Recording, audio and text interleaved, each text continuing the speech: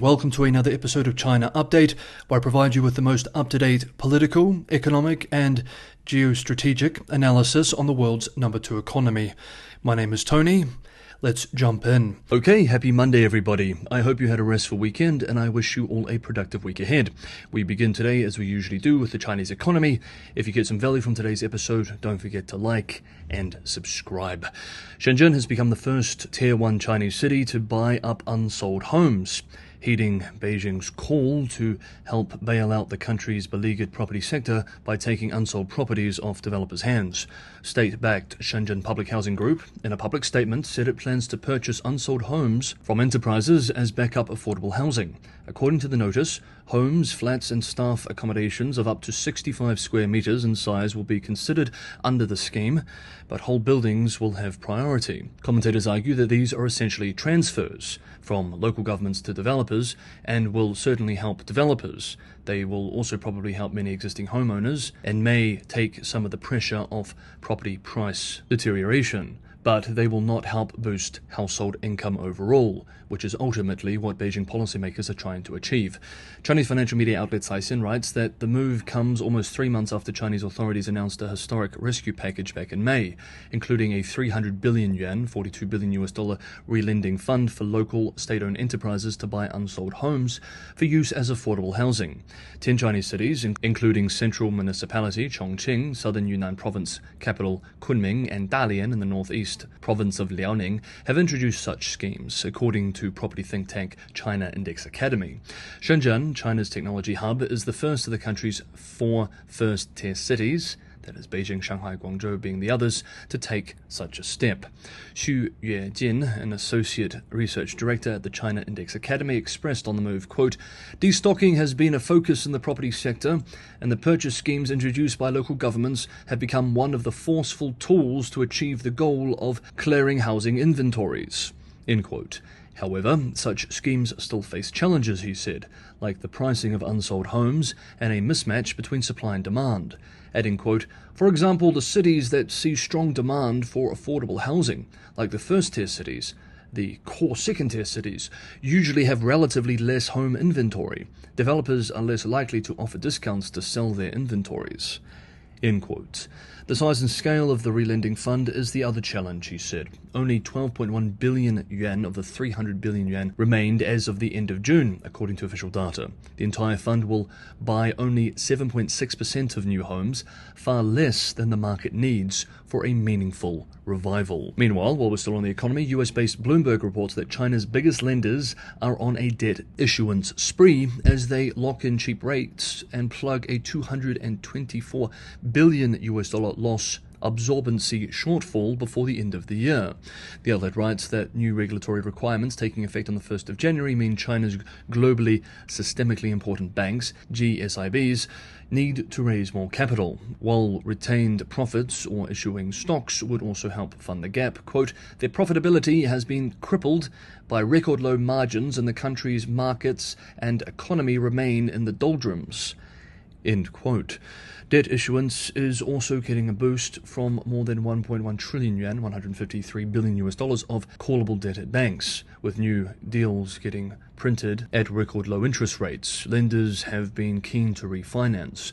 That's led to a combined 1 trillion yuan of perpetual bonds and Tier 2 capital notes issued by Chinese banks through the first 7 months of the year, a record high for the period, according to data collected by Bloomberg. Fitch Ratings Inc. estimated in April that the GSIBs needed to raise an additional 1.6 trillion yuan before January to meet their loss absorbency requirements. Vivian Xue, director of Asia-Pacific Financial Institutions at Fitch, expressed on this, quote, "Banks' profitability and capital accumulation have both weakened, so they naturally have a stronger demand for external capital tools. The lenders also need to roll over subordinated bonds coming due this year, and the relatively low rates means that they could issue new tools at cheaper costs for replacement purpose." End quote. The largest state-owned lenders accounted for 61% of debt issuance this year, joint stock banks 28% and regional lenders 11%. The coupon on the notes averaged 2.745%, the lowest ever, according to data collected by Bloomberg. Next up, we have a quick update in US-China relations. Beijing has announced new restrictions on chemicals used in fentanyl production, a move that has long been requested by the United States. The status of these chemicals has been a significant diplomatic challenge for over 2 years, and the recent action represents a modest advancement in the Biden administration's efforts to secure China's cooperation in combating narcotics, despite the deteriorating geopolitical situation between the two powers. China is a major supplier of the chemicals that are sold to Mexican cartels, which then produce fentanyl and traffic it into the United States. Last year, synthetic opioids like fentanyl were responsible for an estimated 75,000 deaths in the United States. According to an official statement, from the 1st of September, Chinese authorities will implement stricter controls over the production and sale of 3 specific chemicals, including the requirement for exporters to obtain a license. These chemicals, 4-AP, 1-block-4-AP, and norfentanyl, were added to the United Nations Commission on Narcotic Drugs blacklist in March 2022, obligating China to enforce similar restrictions domestically. One ongoing issue in these counter-narcotics efforts have been the US demand for China to criminally prosecute those who produce precursors in cooperation with Mexican cartels. China has resisted, often arguing that these individuals were not violating Chinese law because the chemicals had not been restricted domestically. China's latest move addresses this legal hurdle, but experts caution that its impact on disrupting fentanyl supply chains will be limited. Fender Felber-Brown, a counter-narcotics expert at the Brookings Institute, noted that drug trafficking networks and Chinese chemicals have shown considerable adaptability. She suggested that China's recent actions are aimed at addressing relatively easy targets as a way of signaling to the US it is willing to keep the door open for further cooperation. Next up, we move to building military tensions in the region. But first, today's video contains a sponsored feature. Sponsored features are restricted to just a few a month to ensure the channel is financially sustainable, but not too disruptive for the viewer experience. The feature will be labeled throughout, and for anyone who would like to know how I work with sponsored companies, this is in the description below. Let's now move into this sponsored feature. We live in an increasingly wireless world, and in recent years we have seen concern for electromagnetic radiation, EMF, become mainstream. From athletes to biohackers, to folks trying to optimize sleep, to the military. Today's video sponsor, American AAIRF Inc., provides savvy investors with an excellent opportunity to take advantage of these trends. American AAIRF Inc. is a consumer-facing public nanotechnology company whose brand, LifeTune, manufactures and distributes wearables and devices that attach to your phone or laptop to protect people from electromagnetic radiation. The company's products are intended to neutralize radiation from electronic devices such as cell phones, computers, microwaves, and Wi-Fi routers, and their product has been a wild success. Now, some viewers may roll their eyes at all of this, arguing that the science behind this isn't robust enough and this sort of technology is untested. But even though some may remain very skeptical of this sort of technology, the fact of the matter is that there is a significant and growing population of consumers who are concerned about EMR and are adopting these products. Put another way, there is a growing market, and the investment opportunity is that American AAIRF is a serious player with big advantages to move into this growing market. Top influencers are discussing and using American AAIRF products.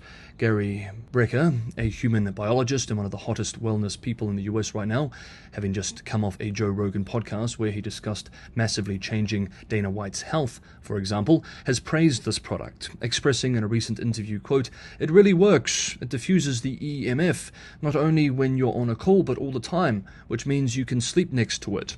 End quote. American AAIRF recently announced an official partnership with the UFC and WWE, meaning exposure to tens of millions of people around the world. So American AAIRF has a popular product in a growing market.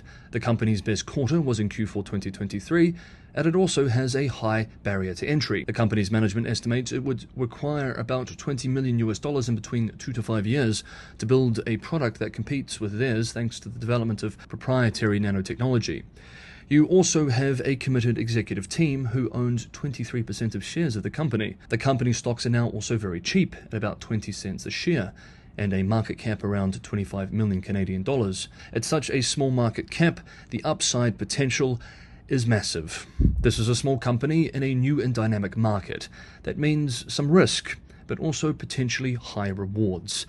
and as such, American Airways Inc. is worth consideration for a well-diversified portfolio. We remember that all investment involves risk. This sponsored feature is not individual investment advice. Always speak to an investment professional and do your own due diligence before making any investment decision. A big thank you to American Airways Inc. for sponsoring this episode of China Update. We now move back into regular content. William Lai Ching-te's administration in Taipei plans to allocate a record $19.9 billion for defense in the coming year, responding to increasing threats from Beijing. This unprecedented defense budget nearly doubles the almost 360 billion new Taiwanese dollars allocated during the first year of Lai's predecessor, Tsai Ing-wen, in 2016. In a statement, Lai affirmed his government's resolve to bolster self-defense and deepen ties with democratic allies to maintain peace and prosperity. Quote, "We are implementing defense reforms, reinstituting a one-year compulsory military service, and ensuring sufficient weaponry through both self-reliance and military procurement." End quote. Lai also addressed, quote, "China's ongoing psychological and military intimidation against Taiwan." End quote. He stressed the need for Taiwanese forces to enhance their capabilities in modern warfare, such as artificial intelligence, unmanned systems, decentralized command and control, and joint strike operations across multiple services, citing examples from recent conflicts in Ukraine and the Middle East. Ying Yulin, a professor of international relations and strategic studies at Tamkang University, emphasized the importance of using the budget effectively to address Taiwan's actual defense needs. He noted that a significant portion of the proposed budget increase is due to rising personnel costs, including the extension of compulsory military service from 4 months to 1 year, in line with a US request. Beijing views Taiwan as part of its territory, obviously, which it vows to bring under its control by force if necessary. China's defense budget for 2024 stands at $232 billion, a 7.2% increase from last year, and is at least 16.5 times larger than Taiwan's. A recent Pentagon paper even argues that China's military spending is actually closer to $700 billion.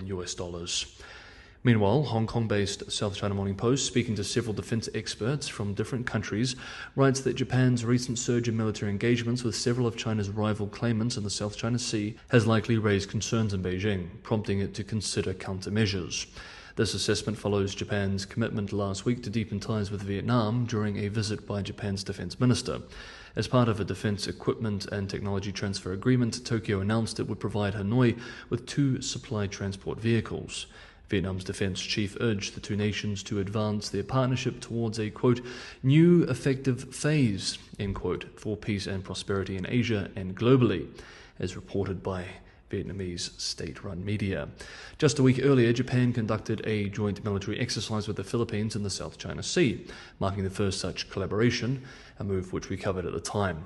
Greg Polling, director of the Southeast Asia program at the Washington-based Center for Strategic and International Studies, suggested that the Japan-Vietnam agreement could signal a deepening security relationship. He pointed out that Vietnam had recently elevated its diplomatic ties with Japan to a comprehensive strategic partnership, the highest level in Hanoi's diplomatic hierarchy, as part of its strategy to balance China's influence by deepening ties with other external partners. Regarding Japan's recent maritime exercise with the Philippines, Poland described it as the latest in a series of security developments between the two countries. He noted that both Tokyo and Manila perceive a shared threat from China and are responding accordingly. Other recent examples include 4-way maritime drills involving Australia, Japan, and the Philippines, and the United States in April, as well as a landmark agreement between Tokyo and Manila last month that facilitates military access from both countries. Prashinth Parameswaran, a fellow with the Washington-based Wilson's Center Asia program, noted that Japan's recent defense interactions with Southeast Asian states reflect Tokyo's growing security role in the region, complicating China's quest for greater regional dominance. He argues that while China may prefer to maintain its status as the regional hegemon in Southeast Asia, its actions are driving countries to seek other options, including partnerships with Japan, to counterbalance its growing influence. Lai Morris, a senior fellow at Asia Society Policy Institute's Center for China Analysis, described the Japan-Vietnam agreement as significant, illustrating Japan's increasing role in supporting military technology transfers to Southeast Asian claimants. Zhou Bo, a senior fellow at Tsinghua's Center for International Security and Strategy, remarked that the deepening ties between Japan and Southeast Asian countries reflect a shift in Tokyo's diplomatic strategy, driven by concerns over potential Chinese use of force in the South China Sea and Taiwan Strait. However, he downplayed the significance of Japan's recent agreement with Vietnam, describing it as, quote, not a big deal, end quote, and unlikely to alter the situation in the South China Sea. Okay, that is today's episode of China Update. Thank you so much everybody for watching. Have a good Monday, and I will see you all tomorrow.